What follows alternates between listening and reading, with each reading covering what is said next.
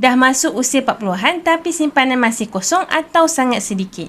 Jika ini anda, tonton video ni sampai habis. Saya nak kongsikan teknik paling berkesan untuk anda bina tabungan kukus sebelum bersara.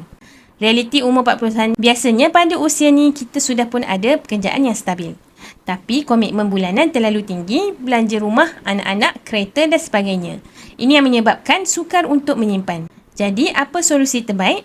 Langkah pertama, kaji semula perbelanjaan bulanan.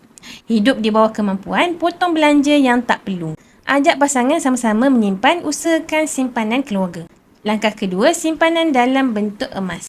Target pertama, simpan 100 gram emas menggunakan akaun emas CAP. Simpan 3 gram sebulan selama 36 bulan. Atau bagikan 1.5 gram untuk suami simpan dan 1.5 gram untuk isteri simpan.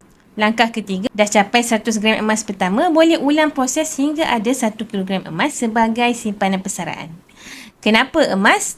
Sebab emas tak mudah bocor seperti duit, emas tak dimakan inflasi dan emas mudah dicairkan bila perlu. Jangan tunggu lagi. Jika anda bersedia untuk bina tabungan emas, klik pin video saya 5 langkah mudah daftar akaun Public Gold atau DM saya terus untuk saya bantu anda sebaiknya. Ingat, Public Gold mudah, murah dan patuh syariah. Follow!